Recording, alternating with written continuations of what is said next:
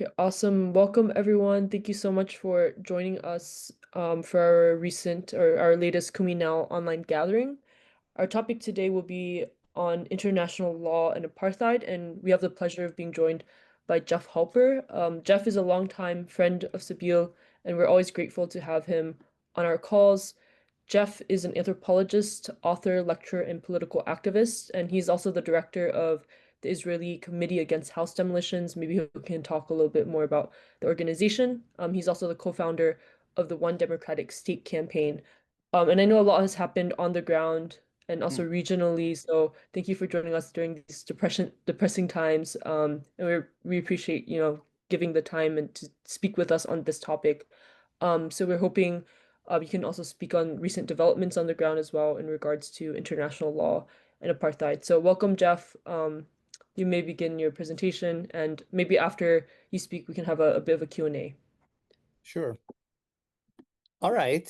Well, thanks for having me.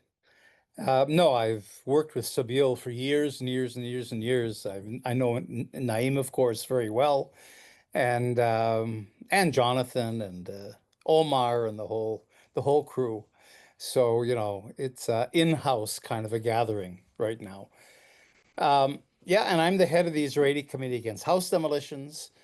And so, we're both on the ground. So my anthropology is really important, if I can give a plug to anthropology, because, anthropology goes from the micro to the macro. So, going, and experiencing a house demolition with a family on the ground and the demolition itself and the soldiers and the bulldozer and resisting as ever way I can, and looking at the family's reaction, what happens to the families later, and the ripple effects in the community, that's very powerful. You really begin to understand the human part of this, the suffering and so on. Um, but at the same time, of course, you have to ask the question. See, the problem is an activist would kind of stay there. An activist would go fight the army and go from demolition to demolition to demolition. The question is, how do you end demolitions? And the bigger question is, how do you end Israeli apartheid and and try to find, try to resolve this in a way that Palestinians have their rights restored and their properties and their national self-determination. So, you can't just end at a tragic thing and just protest it. You've got to go beyond that. And so what anthropology kind of lets me do is put that demolition into a context. Why is Israel demolishing this house or in this area? Are there patterns to demolitions? What are Israel's intentions in terms of demolitions? Because it's well known. I mean, negotiators say this all the time. I don't care what you say. I want to see what you're doing. So Israel can talk about the two-state solution and we want peace and we're fighting terrorism and all this stuff. But what is it really doing on the ground? How does house demolition, fit in with the idea that we're simply fighting terrorism? This is all for security when they're demolishing homes of innocent people that simply have a right, a human right to a home that Israel denies. So, being an anthropologist, I'm able to sort of connect the micro and the macro, go from this particular family's experience to why this is happening, and then go back to other demolitions and put them in a context as well. So, I guess the reason I'm saying this is my analysis then is grounded. It isn't simply a theory or something I read in a book or an opinion. Um, uh, you know, uh, it really comes from years and years of being on the ground in the occupation, living in Israel now for 52 years and counting. And of course, then having that academic background. Uh, so, um, having said that, we have to step back and understand what do we mean by apartheid exactly, uh, and where's it coming from? And in many ways, there are a lot of similarities between Israel and South Africa. I mean, there's a lot of differences as well. Certainly, I'm not making any one-to-one correlation, but we learn a lot from South Africa and Israel. And you've probably heard this before, but it really hasn't been unpacked enough. Zionism is a form of settler colonialism. And of course, that was the kind of colonialism that South Africa experienced with the Boers, with the English settlers, and so on. Uh, so that Zionism came into Palestine, uh, at the turn of the 20th century, with the intention of taking it over. The Jews did not come. Now, I'm not minimizing the connection between the Jews in this country. Where it is different is that, this isn't a story of an English farmer that gets up one morning and decides to go to South Africa because there he can have cheap land and cheap labor and get rich. That was not the motivation. There was a genuine tie, and there is, I mean, I'm here, so there's a subtext, between the Jewish people in this country. So by calling Israelis settlers, I'm not delegitimizing that tie. I'm simply saying this, that Zionism came out of two impulses. One was, of course, um, a reaction, especially to the persecutions in Eastern Europe, Ukraine and Russia in particular. In the 1880s, that was really what drove most of the Jews west to the United States at that time, the 80s and 90s and so on. So that was a piece of it. But more than that, actually, Zionism was a part of a whole revival of ethno-nationalism in Eastern Europe, in the Ukraine, I mean, Eastern Europe is still in the grips of ethno-nationalism. You look at Russia, you look at Orban in Hungary, you look at Poland, you look at Austria even, and of course, Germany. I mean, the Nazi regime was the ultimate expression of that. Um, that meaning that a country does not belong to its citizens, which is a Western European concept. Western European nationalism, including what you have in the States, although Trump is trying to change that, I think, with his white Christian supremacy. But what you have in the States and in Western Europe is a civil nationalism. And it's a nationalism of the state. So, you're French, you're British, you're Belgium or whatever. And the idea is that, you're a citizen of the state. So the state belongs to its citizens. It doesn't belong to any particular ethnic group or racial group or whatever. In Eastern Europe, it's completely different. In Eastern Europe, a country belongs to one particular group. That's where we get this concept of nation state. The concept is that, Hungary belongs to the Hungarians. And therefore, everybody who's not Hungarian, should be purified or ethnically cleansed or driven out or whatever. And of course, there were two main minorities in Eastern Europe. And Eastern Europe was pretty much divided up among these ethnic groups. The Jews and the Roma were the major exceptions. They were like nations within nations. And even that was intolerable. Uh, and so that's why Jews and the Roma, including in the Nazi times, of course, the Roma, were especially targeted. Uh, but at the same time, that was the context within which Zionism developed. Whether it's Theodor Herzl, who comes from Vienna, the Austrian-Hungarian Empire, who was very much involved with this ethno-nationalism, or Ben Gurion and the mainstream Zionists who came from Russia or Poland, in Eastern Europe, they all came out of this ethno-national idea that a country belongs to a particular people. And then, if you go with that logic, then the Jews are a people. Now, the revolution of Zionism, of course, was to define the Jews as a national group, not as simply an ethnic group or a religious group or a cultural group, so that the Zionists, defined the Jews as a national group. Therefore, it kind of had rights to national determination, self-determination. They looked around and say, well, wait a minute, if we're a national group, what are we a nation of? Where do we come from? Well, the land of Israel. And so the idea then became the land of Israel which is Palestine. I mean, they didn't call it Palestine. And the Arabs, and this is important, had nothing to do with this story whatsoever. They're not until today, they're not really a part of the story. It's an us story. We're the Jews. Our homeland is the land of Israel. They made up a story about being exiled by the Romans, which is not true. So we're not really coming back because we were never expelled from this country. Jews left the country for all kinds of reasons, mainly economic and trade reasons, but they were not expelled. The Romans did not expel populations. They took captives, they took slaves, and so on.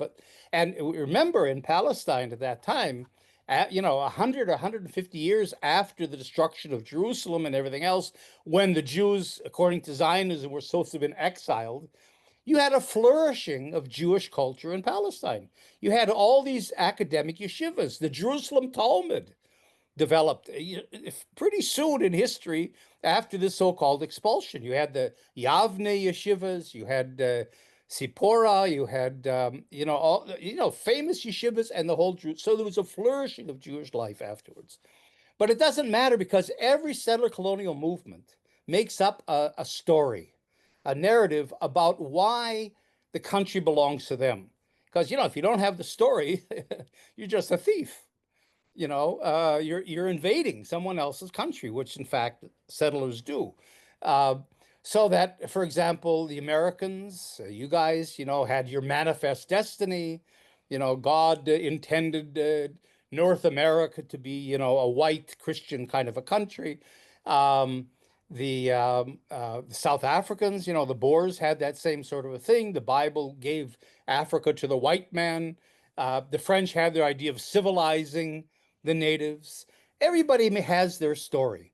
Um, our story was easy because we have the Bible. So here it's written down. God gave us this country. So even if you're not religious, like the vast majority of Zionists were not, it fit in very well, and it's reflected in the Declaration of Independence as well. So you have the story, um, and why the land of Israel belongs to us. And the Arabs, this became what was known in Zionism as the hidden question. You know, uh, Once in a while in a Zionist Congress or somewhere, someone would peep up and say, what about the Arabs? I mean, what about the people that are kind of living there? I mean, they were at that time about 90 some percent of the population. I mean, they were pretty visible. And the story was, well, we don't deal with that. That's not, they're intruders, which is what you hear until today. Um, there is no Palestinian people, of course. Um, Whatever. They were simply ignored. They weren't a part of the equation. They became what was called the hidden question. So it was our story. And so the idea then is that the land of Israel was barren because they don't count for anything. So you had that famous saying by Israel Zangwill that Palestine was a country without a people, right? For a people without a country. It was barren, and then you get that whole kind of a thing too. The Arabs ruined the country, and we're going to revive it. I mean, you hear this until today in Zionist propaganda. We made the desert bloom and all that kind of stuff. So that set the stage then that we're coming back to our country, and our country is the land of Israel, and it belongs exclusively to us. See, this is the key piece coming out of Eastern Europe. It isn't that we're coming back and we're going to take over the country or we're going to be the majority and somewhere there's a place for Arabs, for Palestinians, whether they're minority, whether they're, there's a recognition that they're there. In normal colonialism, classical colonialism, a country was conquered, but you acknowledge that there was a native population. In settler colonialism, you can't acknowledge them, especially in Zionist settler colonialism, because that undermines your claim to that this country is yours. The minute you say there's a Palestinian people here, or there's another people here, all right, now you got to deal with them. Now, how do you exert your claim to exclusivity? So this comes from Eastern Europe, the idea of the nation state here, that this is a country that belongs, not only belongs to the Jewish people, but belongs exclusively to the Jewish people. And then, of course, it's a violent enterprise, settler colonialism, because you are invading somebody else's country. There is another people living there that consider themselves the indigenous or local population that own the land. They have their culture, they have their heritage, they have their life there. There was a Palestine. It wasn't, a desert or something. Um, Language and everything else. So you have to, so if the settlers come in with the intention of taking it over, and violently, if there's resistance, it's violence. The first Zionist Congress was 1897. What was called the Second Aliyah, which was called the founding Zionist Aliyah, was 1904. And the first Jewish militia that emerges here, the Zionist militia, is 1909. So right away, you have to have a militia because as you're purchasing the land or taking over the land, you've got to displace the local population. Obviously, you can't transform Palestine into Israel, an Arab country into a Jewish country, without displacing the population and taking their land and eventually erasing them as a population, right? So I know people is going to agree to be displaced and erased. So there's resistance, right? And so you have to have a militarized. It's a militarized enterprise. It has to be violent, but at the same time, because you don't recognize the existence and certainly the rights of the indigenous population until today, Israel does not recognize that there is a Palestinian people or that it has national rights until this moment. In Oslo, in the golden days of Oslo, with Clinton and Arafat and Rabin on the White House lawn, all Israel did was recognize the PLO as a negotiating partner. It did not recognize Palestinian national rights, right? The two-state solution was not a part of the Oslo equation. It was never mentioned in Oslo. So, all right, so now if basically the indigenous population don't exist, the land is empty, and the natives that are running around are a collection of natives. They don't add up, they don't amount to a people or a nation with national rights like ours. So our rights are exclusive, they have none.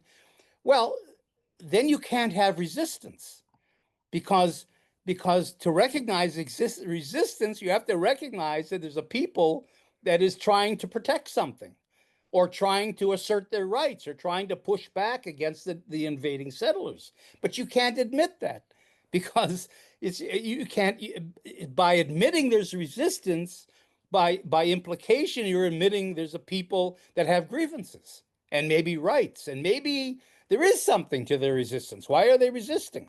You see? And so you criminalize. Every settler colonial enterprise criminalizes resistance. You don't call it resistance, you call it terrorism. Before 1948, they used to call the Arabs gangs, Arab gangs, all these kinds of criminal terms you hear until today with Hamas and the Palestine. So we don't even use the word resistance. So the language is really important as well in all of this. So then, without going into all the history, Zionism succeeded in that in 1947, when the British left, the UN, that was basically a European club at that time, decided to partition the country. So the third of the population that was Jewish, the vast majority of whom were newcomers to the country, got 56% of the country. In the partition plan, the indigenous population, the Palestinians, who were at that time about two-thirds of the population, got 42% of the country. The other couple percent was Jerusalem and Bethlehem that were internationalized. So, of course, the Zionists accepted that. It was a good deal. But Ben Gurion always said, this isn't the end. We're going to grow this, right? So they accepted. The Palestinians didn't accept. Now, everybody blames them for that today. See, if you had wanted peace like we Jews want peace, you would have had, 42% of the country. You wouldn't be fighting, trying to get 22% that's left, in the occupation of today. But no colonized population would ever agree that two-thirds of their country goes to invaders, to foreigners, to people that really have no claim, no legitimate claim to the country and want to displace them. And so you had the war in 48. We call it the War of Independence. The Palestinians call it the Nakba, the catastrophe, in which, as settler colonialism does, 85% of the Arabs that lived within what became Israel were expelled by force from the country, forcibly displaced. Today, half the Palestinian people, until today, are refugees outside the country mainly, and then of course Israel. Now there's an Israel after the war in 48. After actually May 48, took 90% of their land. So they lost all their land. 750,000 Palestinians were violently expelled from the country, and it became Israel. Not the 56%, now it's 78%. The map of Israel that we know today, basically. And then, of course, in 1967, Israel took the rest of the country, East Jerusalem, the West Bank, and Gaza. And now that's and then people talked about a two-state idea. That was the idea. Israel never ever accepted the two-state idea. And here's where we begin to get into apartheid, because we want the whole country. The idea of Zionism isn't to take 78%; it's to take all of Palestine or all of the land of Israel. And don't forget, if you look at the map for most people, two states kind of makes some sense. Here on the left of the map is Israel. Here on the right of the map is the West Bank. All right, and you can somehow connect that to Gaza, and with some little corridor. And okay, all right, that's a two-state solution. It makes sense on the map. But we have to remember that what we call the West Bank, which seems detachable and kind of on the side, is for Jews and for nationalist Jews, not only religious Jews, Judea and Samaria. This is the heart of the land of Israel. If you got to give up something, give up Tel Aviv. Tel Aviv was Philistine territory in the biblical days. It wasn't even the land of Israel. And so the idea that we're going to give Judea and Samaria with the cauldron of Jewish history in the biblical times to Arabs is ridiculous. So the two-state solution was never ever in the cards, and it was all looking at the entire country. And here's then where we come to the crunch, because today, as we can see, Israel controls all of historic Palestine, and is now. Okay. Now, how does settler colonialism end? It ends by normalization. It's like T.S. Eliot, it ends with a whimper, not with a bang. It doesn't end with a big decisive battle or a defeat or a victory. It ends by simply being normalized. You create facts on the ground, which is what Israel calls its settlement project. There are now almost 800 settlers in the West Bank and East Jerusalem. You displace the local population here with the help of Trump. Netanyahu would like to send 2.5 million Palestinians from Gaza to Libya, right, and create a little Riviera. And the settlers are already have all the master plans for settling Gaza. And of course, the settlers are violently taking over vast tracts of territory in the West Bank today. So there is no on the ground possibility of a two-state solution, even if that was ever entertained. So Israel basically has already taken the entire country, and normalization, the Abraham Accords of Trump, if Saudi Arabia falls in, which it will, is the end of it. That's it. Israel and all its settlements are now Israel. That's the whole settler colonial project after 130 years has been normalized, and it's over. And there's nowhere for Palestinians to go. They're not even a part of the equation because they're non-state actors.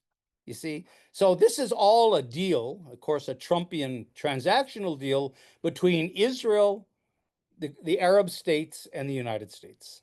The Palestinians are not even consulted. Now, where does the apartheid come in? It comes in because Israel can't kill, or even though there is genocide going on, it can't kill or displace all the Palestinians. In fact, half the population of this country today, between the river and the sea, is Palestinian. You know, there's about 7 million Palestinians, about 7 million Israeli Jews. Although within the Israeli Jews, you've got a bunch of Russians who aren't really Jewish, but leave that aside. So it's roughly half and half. So now the question is, okay, if we want a Jewish state and the entire country belongs to us, what do we do with these 7 million Arabs? You know, we don't use the word Palestinians in Israel. We call them Arabs because to call them Palestinians would be to admit that there's another people here that we deny. So what do we do with these Arabs? The only answer, and this was like in South Africa, the only answer is apartheid. You've got to, you have to, you know, I mean, they're here. You can't, you're stuck with them. So you can't give them citizenship because then it wouldn't be a Jewish state. And you've taken almost all the land. So what you do is you shove them into little enclaves. And we're talking about, I could show you on a map here, but we can do that afterwards if you want to. We're talking about 4 enclaves, what are around what's called areas A and B of the West Bank and Gaza. So you have a little enclave in the north around Nablus, Tulkarm, Qalqilia, Jenin, and then a big settlement block of Ariel that divides the West Bank in half, and then another enclave around Ramallah, Salfit in the middle, going maybe to Jericho, and then the huge Greater Jerusalem area in the West Bank going into Ma'ale Adumim and all the way to the Dead Sea, and then another Palestinian enclave to the south around Hebron, Halhul, Bethlehem, in that area. So 3 enclaves and Gaza, what's ever left of Gaza. So basically, then, Israel is normalized on 85% of historic Palestine, and the Palestinians, who are half again the population, and the indigenous population have lost all their lands and are marginalized, are stuck in 4 little enclaves on 15% of Palestine, and that's a Bantustan, to use the South African term, a Bantustan or a homeland, they called them as well, like Transkei. And that's, you know, so in other words, settler colonialism has to end up either in genocide. Genocide is built into settler colonialism. Um, but if you can't eliminate the native population, you can then marginalize them in these little areas without rights. Now, it has to be presentable cosmetically. So we'll call this Bantustan a state. That's what South Africa did. Remember, they were 10 Bantustans on 11% of South African land. Transkei and all these things. The difference being that the international community never recognized the South African Bantustans. The international community saw them for what they were, simply uh, prisons in a way. Uh, uh, you know, and if they could be recognized as states, then they're off the hands of the white South Africans. And the difference being that here, the international community led by the United States will recognize the Bantustan of Palestine. They'll have a president, you know, maybe it'll even be in the UN, but it's going to be non-sovereign because it's a landlocked enclave. There is no border with an Arab state. There's no viable economy. There's no freedom of movement of people or goods.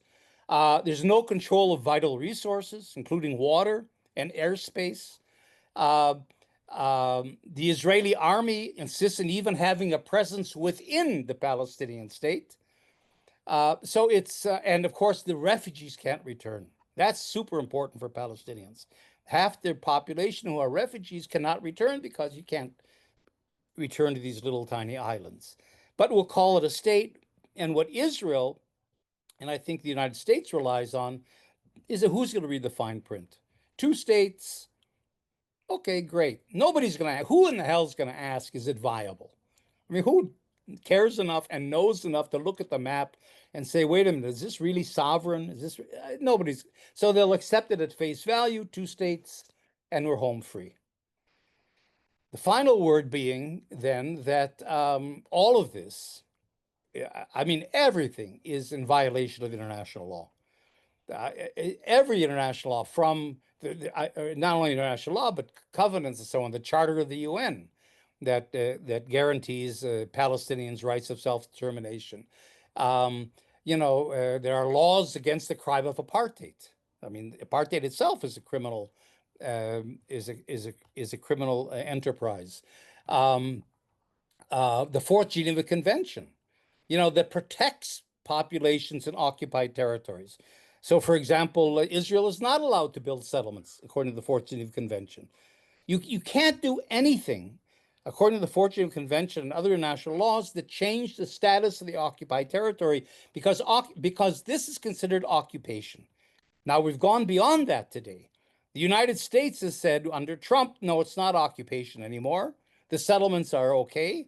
And so we've got that problem. But the international community considered it occupation. The International Court of Justice ruled that it is occupation, and therefore the Fourth Geneva Convention applies, which means you can't build settlements, can't build highways, you can't move your civilian population in, you can't harm the local population, you can't demolish their homes, you can't harm them economically, you can't prevent their freedom of movement. I mean, go on and on and on and on. So Israel's in violation of every article of the 14th Convention, and of course is now committing genocide, or plausible genocide, as the ICJ called it. The problem being then, and I'll end on this, the problem being with international law is beautiful. I mean, there's international laws and the language is nice, and they've really been thought out. Do you know there's an international law that you have the right to live in an aesthetic, healthy environment? I mean, really, things have been thought through to the nth degree of what is good for human beings and what should be enforced. But there's no enforcement. That's the fatal flaw of international law. There's no enforcement because all international law, all sanctions have to be done through the UN, through the Security Council, and the United States has the veto. And so this is all in violation of international law, but there's no enforcement. So we have an apartheid state that is becoming permanentized through the normalization process, and the Palestinians are completely lost in the process. Whatever rights they have mean nothing, and they're completely vulnerable, unprotected population. And I'll leave you on that high note. Thank you, Jeff. I see some questions here. I wanted to ask, first of all, thank you for your presentation. And you ended with international law, and I think right now we have a crisis of international law where, I think the Global South has known for a long time that there's a lot of hypocrisy in international law, but I think now Westerners are also beginning to wake up to this crisis. So I was wondering your thoughts on what is the future of international law at this point in time. So if you could maybe say some things about this. I mean, I'll be very honest. I think it means nothing. Human rights, international law, unless they're enforceable, I mean, they're nice platitudes. They don't mean anything, and that's why I'm really critical of the BDS movement. And what's happened to the Palestinians is because they're so much in despair, because they have really no political clout and no, they've retreated into what they call the human rights approach. So they're beginning to say, you have this a lot, especially among young Palestinians, actually. We don't care what a political solution is. I don't care if it's 2 states or 10 states, just give me my human rights. And the assumption is if I get my human rights and international law is somehow put in place, the whole occupation will crumble from its own illegality. We'll get our rights, and then we can figure out, how we're going to live politically, something like that. I mean, that's really a position of weakness, of despair, actually, because there is no human rights approach. Who is going to enact international law? Who's going to enforce it? Who's going to, you know, and I just go back to Stalin's famous, when you know this, but when maybe young people don't know it so much. Stalin wanted to do something. I can't remember what, and one of his advisors said the Pope's not going to like it, and Stalin said, "Yeah, how many divisions does the Pope have?" So, how many divisions does Guterres have in the US, in the UN? How many divisions can the Palestinians mobilize in order to get their human rights enforced or international law? That doesn't exist. So I think we have to be political. We have to use human rights to legitimize what we're doing, to guide what we're doing, certainly. But you cannot rely on human rights as an effective vehicle for liberation. I think this is a good pivot for another question that someone asked, which is for you to speak more about the one state solution. You spoke a little bit about the situation on the ground, which is in effect a one state. So maybe talk a little bit more about political visions, I think is a good pivot here. Well, I guess it begins with a vision because, I'm just as powerless as everybody else. So, uh, but at the same time, we're arguing in the one, I'm a part of a group called the One Democratic State Campaign, which is Palestinian led, but there are quite a few Israeli Jews involved as well. And the idea being that you can't be in a political struggle without a political program. And the two-state solution cannot be the default program because it's apartheid. We want people to start talking about two-state apartheid and not the two-state solution. There isn't anything like that. So we're really faced with a very stark, binary choice. Either we have apartheid, which is the only logical political conclusion to Israel being a Jewish country that belongs to Jews, that control all the land, that control the country militarily, and so on, and having half the population not being Jewish, and therefore being excluded. The only way you can deal with that is apartheid. Or the other binary choice is one state. Go with the flow. There already is one state. Some people say, no, the one state is so far-fetched, and the two states been accepted by the UN and we can work on. No. The two-state solution, if it really somehow was enforced, even that's not just because the Palestinians only get 22% of the country, but let's say it would mean moving 800,000 Israelis out of the West Bank and East Jerusalem. East Jerusalem becoming Palestinian. Can anybody in their right mind imagine anything like that happening? I mean, it just logistically, it's just impossible. It's ridiculous. So it's easier to go with the flow, and the flow is that Israel has already, there is one state today. This is, by the way, the definition of apartheid. The definition of apartheid is when there is one governmental system, one legal system, right? Um, that rules the country, but there's a separate legal system for another racial or ethnic group. You see? So you have here Israel is a sovereign today over all of from the river to the sea. It's a sovereign. I mean, the Palestinian authorities is not sovereign in any way. So there's one sovereign state. There's one legal system. All those 800,000 settlers all live under Israeli law, right? But there's a separate legal system for Palestinians. In fact, there's two. One is the military law for Palestinians living in Area C, which is under Israeli control, and all Palestinians there are tried in military courts. And then there's a Palestinian legal system that is kind of that's used in areas A and B. But the point is, they're all living, the Palestinians, within a state that has effective control, including legal control over the entire territory, but are living in a separate legal system. That's the definition of apartheid.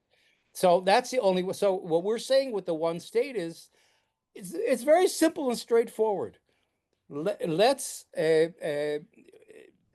a constitution that grant, in other words, it's a move. The revolution here is a move from the ethno-nationalism of Eastern Europe and Zionism that said this country belongs to the Jews exclusively, to the kind of system that you guys know, a country that belongs to its citizens. So the big revolution here is the idea of a citizen. In Israel, you don't have the idea of a citizen, really, because you also have separate laws for Palestinian citizens of Israel, for example. Um, um, I won't get into all of that. So the idea is, all right, a constitutional democracy, equal rights, one parliament, one set of elections, one legal system, one citizenship, like what you have until today. I don't know tomorrow, but you have that until today in the United States. So it's not very complicated. Individual liberties for everyone.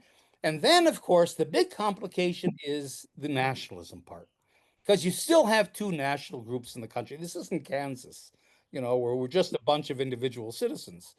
So, and nationalism is very dangerous because nationalism has the urge to rule, for hegemony, and we're liable to get into a situation of a civil war between Israelis and Palestinians over who's going to rule the country. That's been the experience of a lot of post-colonial countries. So what we have to do is create a civil state, a new state, maybe with a new name. It could be called Palestine Israel, could be called Zatar, I don't know, whatever we call it. A civil state that everybody is a citizen of, and then within that civil state, you allow space for the different national groups. Palestinian national groups, they can have, nobody's going to close Birzeit University. For the Israeli national group, nobody's going to close the Hebrew University. You'll have Hebrew and Arabic. You can have your holidays, your museums, your national life, but within the framework of the civil state. That's the ideal. Now, the path to that, I mean, who knows? But this, I guess, the strength of it is that it is a binary choice. I mean, in the end, the world is either going to accept Israel as an apartheid state, ruling over 7 million Palestinians that have no rights, or are locked into a Bantustan, which I don't think is good for Jews in general, or there's going to be simply the force of the reality, the political reality is going to be one in which there is one state. So we have to see how it all works out. Thank you, Jeff. I see Fahed has his hand up, but I do have a few questions in chat, so let me just address them before Fahed asks his question. So the Okay. first one I think is um about Israelis who are working like you, who are actually working towards collective liberation, who are working alongside Palestinians. How are they being perceived in Israel right now, especially considering the context of, a war and genocide? Now there's kind of a lot of public opinion that is, much more far right maybe than the last 10 years. So I think some people have questions on that. And then maybe expanding more, I think you mentioned the Russians. Obviously, there's also Palestinian citizens of Israel in Israel's demographic, and then also Mizrahi and Sephardic Jews. I mean, there's so much of this demographic. So I wonder if you could also, expand on how this demographic like plays into Israel's politics as well. Well, I mean, basically, we're invisible. We're not Zionists. Some of us are anti-Zionists, some of us are post-Zionists, or whatever term you want to use. But of course, the idea of one state is a non-starter in Israel. In Israel, yeah, so people say, well, why don't you start a political party? Or, if this is a Palestinian-led group, why don't you get together Palestinian citizens of Israel and Israeli Jewish citizens of Israel and start a party? You can't, because in order to run for parliament in Israel, you have to sign a declaration that you recognize Israel as a Jewish state. So the very rules of the so-called democracy, the only democracy in the Middle East, are such that a program like ours simply cannot be, because one state wouldn't be a Jewish state, of course. So there's no traction. And I think it's like South Africa again. Uh, People say, well, the Israelis would never agree to it. Of course, they're not going to agree. Why would you, as colonists that control all the resources, all the riches of the country, have political power, military, why would you give that up? For a population that really, an Arab population, justice aside, is weak, has no clout, there's no reason. What's your motivation for doing that? I mean, it's just a non-starter for Israelis. I mean, it's stupid. So I think it's like South Africa, where South Africa, the whites were not going to dismantle apartheid. Why would they? So the ANC ignored them. It said, we're not going to make our independence, our liberation, dependent on whether white South Africans agree or not. Palestinians can't make their liberation dependent on whether Israeli Jews agree or not. You have to bypass them. So what did the ANC did? They bypassed the whites and they went to all of us at a certain age. You're too young, but but some of the people here, I mean, Fad remembers this. We were all part of an anti-apartheid movement, and it was like a pincher movement. And together, collectively, we made the apartheid regime of South Africa unsustainable. And it collapsed, and then you had the transition to democracy. And you know what? The South Africans, their word was a bloodbath. They said if the white apartheid regime collapses, there'll be a bloodbath here. Never happened. It was a peaceful transition. I mean, there were economic problems. I can't say it was perfect but politically, it was a peaceful transition to democracy. And I think we have to replicate that here. I think we have to forget the Israelis. They are not going to be in any way partners in this. And we have to go to the international community, which means not governments, but you guys, because you can influence your governments and create a condition in which Israeli apartheid becomes unsustainable. That's where BDS plays an important role. Israel already, even by its own actions in Gaza, is becoming a pariah state to some. Israel's more vulnerable. I always say to the Palestinians, listen, Fayed, Israel's not as strong as you think it is. Because for Palestinians, certainly living in the occupied territories, Israel is this super, all they see is soldiers and tanks, and, they can't imagine, defeating Israel. But it's much more vulnerable internationally, I think, than people realize. And the Palestinians are much stronger than they realize. They see themselves as kind of this weak partner in a way. They don't really know, and this is something that should be conveyed to the peoples of Palestine more, the tremendous international support they have all over the world from the peoples, if not from the governments. We have to make a differentiation here. And so I think but that's where the political program comes in, because there is no, except for our group, and our group is very weak right now, there is no Palestinian political presence or political program at all. They're not even at the table. The parties are dysfunctional. Every political party is dysfunctional. And every political party in Palestine, from Fatah to the DFLP on the left to Hamas, are all two-state parties. So they're irrelevant. The PA is collaborationist. The PLO has been dismantled.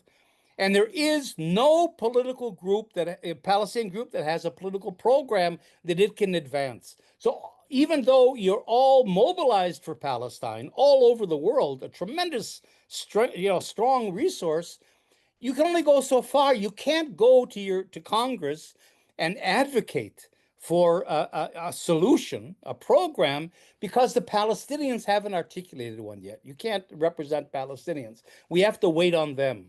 And that's really the problem today. I think there's no ANC anymore. The PLO was dismantled, and that's where the Palestinians are. But I think if they can overcome that, if they can begin to organize politically around a political program that has to be one state, I think they have much more potential clout than they realize. But this has to be mobilized, and that's why the human rights and international law can help. Certainly, they can give a certain legitimacy to that, but it's got to be political. There's got to be a political program, and not sitting back and saying, "Well, if you give me my human rights, things will be fine." That's not a political position. Fahad, feel free to Jeff, ask. my question, first of all, uh, a million thanks for your presentation. Every time I hear you, you bring hope when you don't find hope. Number one. Two, if your next trip to the USA, we would like to host you in Atlanta, Georgia. My real question is this. The professor of economics, Richard, in the University of Chicago, Mhm. said if Israel came 200 years ago, it would have worked. But now, exactly as you said, we were only 155,000 that remain as in Israel, and now we are 2 million.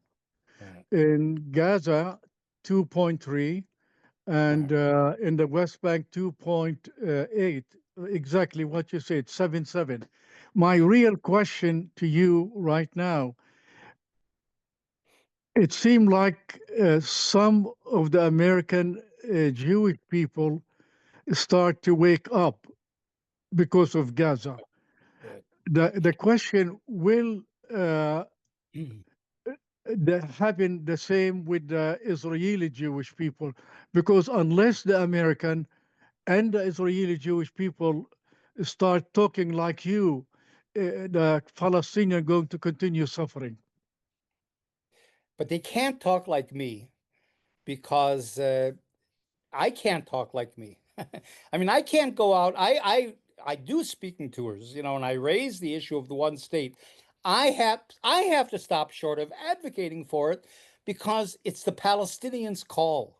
It's their prerogative. I can't, certainly as an Israeli Jew, but anybody who's not Palestinian can say I support this. They can bring it up. They can, but there has the Palestinians have to be the ones that say this is our political program. This is where we're going, and this is what we want you to advocate for. And the Palestinian voice is missing. Uh, uh, and I'm not saying this critically. I'm saying this, Palestinians, as you know, have a tremendously hard road to row. Uh, you know, uh, uh, I can't begin to convey. You're asking about the differences inside Israel as well. I can't begin to convey the degree of suppression that Palestinians live under, even in citizens of Israel. It used to be the Palestinian citizens of Israel had more latitude. They could speak out, they could demonstrate, they could write. That's kind of gone. They're this much better off than the Palestinians of the West Bank. The repression, the arrests. I mean, there are tens of thousands, or at least 10,000, Palestinians who are either in administrative detention, sitting in jail with no trial or anything else, including kids, a lot of kids, or, are actually in prison. Israel, if you're an emerging leader, really, beginning to be effective, Israel's going to kill you or imprison you. So, people ask, well, where's the Palestinian Mandela? The Palestinian Mandela is either dead or in prison, you know, and and that's, from the age of 12 up. So the leadership is decapitated. Uh, the group I work with today, I mean, our problem is that I think the Palestinians in our group are afraid to step out as a movement. We have a program. We have a website. It's onestatecampaign.org. We've got a 10-point program. We've thought it through. But they're not willing to step out politically because they're really afraid. And they're not only afraid of Israel, but the PA is just as vicious as Israel, especially within the Palestinian community. I can't tell you how many thousands of collaborators there are. So, the idea that there should be a Palestinian leadership that takes this program and then mobilizes all of us is nice to say, but in reality, you've got to be tremendously brave. I mean, you're risking your not only your own life, your family's life, and so on, by even advocating for one democratic state. So, but at the same time, there's no alternative. This is a Palestinian-led struggle, and we have to wait on the Palestinians, and that whole dynamic, I think, is what really is. I think Palestinians in a diaspora could play a much more important role.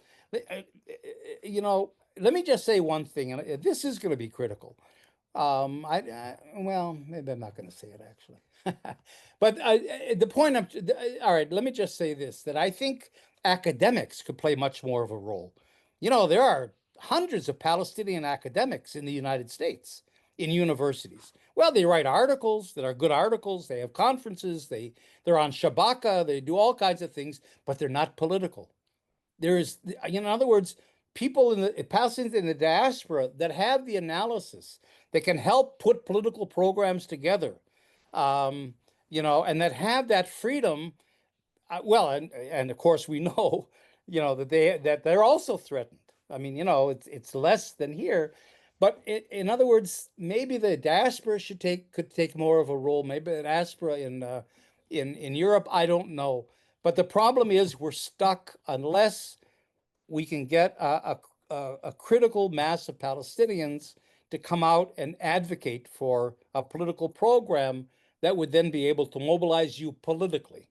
And that's the flaw in everything. Yeah, thank you, Jeff. Yeah, I think this emphasizes a lot of the role that Palestinian diaspora can play, and then also the international community as well, putting pressure alongside that. I think Nabil has a question. I saw it in the chat, but you can speak. You I'm could, yeah. This for me? Yes. Oh, okay. Sorry. Okay. Hey, Jeff.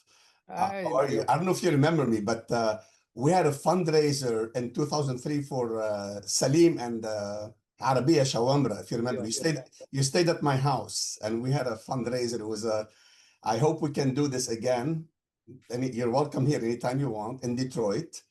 Okay. So anyway, thank you for, and it's great to see you again. I have a question and a comment and a question. I was going to start with the question, but I'll do a very quick comment. You know, this thing about what is your Mandela, and you basically answered it correctly, right? That either been killed or in prison. But I've even gone beyond that. So I always ask the question to the one that asked me the question, what is your Mandela? What is your de Klerk, right? What is your de Klerk? Or, because you're always asking us the question beyond the fact that they're either killed or in jail. What is yours? Show me one on your side, and I'll show you 100 on my side. So, I mean, it was just mainly a comment here, but if you ever come to the state, I heard Fahad, Abu Akil Fahad's a friend of mine. If you ever come to the state, would love to take you on a tour, all over the place in here. We'll be more than happy to take you. So please let us know. But here's the only question that I have for you. Is you mentioned at the beginning about the diaspora of the Jews under Rome, under the Roman rule, and you said that they were not forced out. Now, I'm not naive. I've been reading and listening and talking for the last 35 years, but the general discourse, and it's not necessarily bad in a way, but it's maybe misinformation that they were expelled by the Romans, right? And of course, the ones that stayed behind, what we say, the ones that stayed behind, who knows what happened to them, converted, changed, who knows, right? But my only question to you is, but okay. I'm sorry? It's not true, but what's the question? No, and I believe you. I have no doubt. What I'm saying to you is, where can I find something either written by you or by someone else, something credible to talk about the story of what happened, right? This isn't a wallpaper. These are real books. So, for example, there's a lot of histories of the Jewish people. You know, Shlomo Sand writes about this. He has a book, The Invention of the Jewish People, so on. And I wasn't sure about it either, tell you the truth. I mean, I never really had thought about it so much, but so I went and I started to look in books. Some of the famous Israeli historians, Ettinger and others, and it's true. If you go through, this is a history by Ben Sasson, who's a famous Israeli historian. If you start to go look in the Roman era, there is no expulsion. It's not a part of the story. It's never mentioned any kind of expulsion. They were captives taken. You have Titan's Arch and all that stuff, but Romans did not expel populations. So in other words, it's simply a part of a narrative, the made up narrative that we were expelled and now we're coming back. Now there were a lot of Jews that they were. I've never been able to find really population numbers, but at this time there was a huge Jewish population abroad because Jews were traders and they were very much in commerce. So you had all over the Mediterranean and then moving traders. into Europe, you had a lot of Jews that were out there. So I think more than expelled, I think most of the Jews probably that you find abroad today are descendants of Jews that probably left Palestine, who knows when, in order to do trading. They aren't the descendants, in my view, of people that were expelled. But you can, look up history books and try to find it. If you can find a story of expulsion, let me know. I haven't found one yet. Yeah. No, like I said, I had zero doubt of what you're saying. I'm just saying, find something that is, like written by someone that is, credible, except, like, you know what I mean? But like you're saying you were skeptical. You did not know you were skeptical. That's what I'm saying, because this is the first time that I hear from you, like with assertion that they were not expelled. And it's not that I had any doubt, but I don't have Right. anything like real because I've But got let me just say one more thing. Let me just say, even if they were expelled, it doesn't make a difference. In other no, words, I know, I agree. Jews have a right. Jews have a right to live in this country. I mean, people have a right. Part of international law is freedom of movement, freedom of living wherever you want to live. Jews have always lived here in this country. Uh, Correct. had the Zionist movement said, um, you know, we want to, and there was a group like this, Brit Shalom, of some very prominent Zionists. There was a movement of what were called cultural Zionists who said, Correct. yes, we want to revive our national culture. We want a Hebrew university. We want a Hebrew language, a Hebrew literature. We want to come back to our homeland. But we recognize and acknowledge that there is another people living here, Palestine, and they're also in a process of after World War I of nation building and getting their own identity together. Let's do that. In other words, we can develop a Jewish national culture here in our homeland without a state. Doesn't have to be a Jewish state. We can do it together. They were Eliezer ben Yehuda was a part of that. Henrietta Zold, who started Hadassah. Judah Magnus, the first president of Hebrew University. I mean, all kinds of people were a part of this. Mhm. But they were intellectuals more. And so it was the Ben Gurions, the militaristic Zionists that won out in the end, as usual. So I could very much make a case, if I had to, for the one democratic state idea in Zionist terms. I could go before a synagogue and sell it in Zionist terms, in terms of a cultural Zionism. And like I said in my presentation, there is a space for Jewish national identity. Nobody is saying you can't be Israeli. You can't be, Jewish or religious or national, whatever, but within the framework of a civil state in which you're living together with others. In other words, the sin of Zionism was not coming back to this country. The sin of Zionism was to come back as invaders, as Correct. as a movement, a settler colonial movement. That's what they chose. And you have no right to do that. You have a right to come back. You have no right to come to somebody else's country and say, we're going to displace you. We're going to Judaize the country. This is a key word. This is the word that captures, we don't use it often, but it captures the essence of Zionism, Judaization. The whole purpose was to Judaize Palestine. That's illegal, that's immoral, that's unjust, and whether or not Jews were expelled by the Romans doesn't change that, I think. Just one more comment and let other people talk, of course. So I agree with you, and I've been following Peter Beinart for several years, and Peter Beinart calls himself a cultural Jew. Right. I had him here speaking 6 engagements and about 2 months ago. That's why I'd love to have you here. Excuse me. And also, I don't know if you know Benji Ben Baruch. He writes a lot, and he's one of the people, Peter's followers, but he also writes extensively about cultural Zionism. So I agree with you. And anytime you want to come back here, Jeff, you have my number. I have yours. You're welcome to come back, and would love to host you. Be careful, I might pick up on that invitation. Absolutely. And the kitchen is open here 24/7, by the way. All right, I'm on my way. Okay, we're approaching the end of the session, so I'll only take one more question. I see Linda has her hand up, so let's just have that and then we can conclude the session. Linda? Hi, thank you. Thank you for this very feisty debate, and it's really interesting with new angles. I just want to go back to this idea that the Palestinians need to be the ones kind of leading the narrative in terms of the fact they haven't got a leader at the moment, etc. And I just find that really difficult. I don't know if it's because things have got so much worse in the last 2 years and some Israelis are out of date with exactly how, I just don't know how it's possible, and it feels a little bit victim blaming.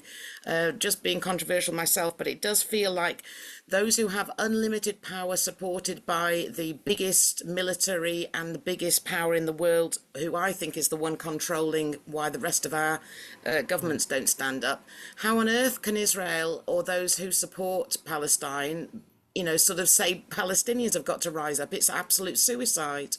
Netanyahu would love to have an excuse to absolutely obliterate the West Bank, like they've used the excuse of for Gaza. No, you're right. I mean, we're very active in terms of resisting with the Palestinians, but ourselves as well. You know, we resist house demolitions, for example. You know, we're out in the West Bank all the time fighting the army. I'm doing speaking tours, talking against Israeli policy, what Israel's doing in Gaza and so on, trying to mobilize all of you abroad, working with groups abroad. We're doing all of that. I agree. We have to use our privilege and our power and our accessibility to go out and really protect, even protect. I know that sounds patronizing, but to protect the Palestinians, to articulate the crimes that Israel is doing and the crimes that Israel's allowed to do because of our governments and so on. All that is true. But when it comes to people saying, okay, what's the solution? Where is this going to go? That's where I have to step back and allow the Palestinians to come in. I believe I have a voice because it's an anti-colonial movement. And so I see myself as a partner with Palestinians in that. But the basic idea is this going to be, you know, I'll give you just one example. For most Palestinians, liberation, you know, I'm talking about our concept is a civil state within which you have two national groups, but it's a civil state that belongs to its citizens. That's not acceptable to the vast majority of Palestinians. For Palestinians overall, their idea of liberation is liberation. This country is Palestine. It should be called Palestine. It shouldn't be called Palestine, Israel, or anything else. You know, it should become a Palestinian. Palestinians should have their national rights restored, including their right of self-determination. Now, within that state, Jews will have equal rights, but only as Jews, not as Israelis. They refuse to recognize Israel or Israelis as a national group because they feel that that's rewarding settler colonialism. I mean, you made up this idea that you're a national group and now you expect us Palestinians to accept it? No. So now that's a non-starter for Israelis, and I think it's a problem for me too, because I think it plants the seeds of civil conflict. You can't suppress anybody's identity. But all I'm trying to say here is there's some really fundamental issues that have to be resolved, and that has to be resolved first of all among Palestinians, and maybe Palestinians in conversation with Israelis like me, so that we come up with a political program like the 10-point program we came up with in the One Democratic State campaign, that then we can go forward and say to all of you, join in. But that part of the liberation process, where are we going? What's our political program? In my view, at least, has to be articulated by Palestinians themselves. Thank you. Yeah, thank you. Yeah, thank you, Jeff, so much for articulating your vision and giving this presentation today. Is there any last comments you want to say to the international community before we conclude? Well, the only thing, you know, that what we have to watch out for, and I'm trying to start a campaign like this, but nobody is interested, is this issue of normalization. You know, and this is where Trump is going. You know, don't forget, you know, Iran has been a distraction. Gaza, where we're really going, the end game for Netanyahu is to normalize all of this. Because once Israel and its settlements are normalized, and there's normal diplomatic relations with the Arab world, with the United States, and then Europe will fall in and so on, it's over. there's no political space after normalization. You know, Palestinians are going to be locked into this Bantustan because it'll be a two-state apartheid solution, normalization. Palestinians say, hey, okay, now what about our rights? And you know what the answer is going to be? Hey, we normalized. It's over. We're moving on to Sudan. We're moving on to what's left of Ukraine, other issues. So this is, I think, the greatest threat. I think the Abraham Accords are the greatest threat to the Palestinians since the Nakba in 1948. The trouble is, people are not thinking politically. Normalization is such a dry, gray academic term that you can't try to go out and mobilize young people around normalization. But this is, like I said, the way settler colonialism ends, by normalizing. And somehow we have to begin to monitor, you know, the political process that Trump and Netanyahu are going back to with Saudi Arabia, with the Emirates, who are not friends of the Palestinians. MBS in Saudi Arabia told Anthony Blinken, I don't care about the Palestinians. I mean, he said that. So that in a way, we have to be advocates for the Palestinians, but we also really have to be sensitive to the political processes, because settler colonialism has an end. It's not just going to go on forever. And that end is normalization, and normalization is at our door. And I think this is something that I would like, there should be an international campaign against, what I call an international campaign against normalizing two-state apartheid. But so far, I have no partners. But at any rate, I think this should be our focus at this time. Thank you, Jeff. This is such an important comment to end on. I hope that this kind of invites people to think more about this and hopefully engage with whatever campaign that you put forth in the future regarding this. So thank you so much. Thank you for Thanks for giving having us me, the all time of you. today. Good to see you all. So as we end, we don't have much time to speak on actions, but I might copy and paste before we conclude the session. But just letting everyone know, next week we'll have a Kumi relaunch, so it'll be a break period by Jeff.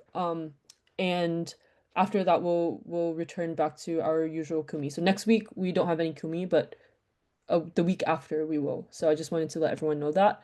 So thank you so much for coming. And again, I'll try to copy and paste any actions. If you have any actions before you leave and want to just share it in the chat, then feel free to do so, and people can see that on their way out. So thank you, everyone. Can I ask a very quick question? Yes, of Is course. the recording, where can we find this so I can Yes. share it? So it will be, we'll usually post it a few days after on our Kumi Now YouTube. So I'll put the link to our YouTube right now in the chat, but you can just search it up. If you search up Kumi Now on YouTube, then you'll be able to find it. Okay. So I will put it in the chat again. And so that has also previous recordings if you want to see that. Recently we hosted Hana Thams, for example, who talks about Dapke and resistance. So we have different topics, and you can take a look at some of the old videos. Okay, thank you so much. Yes.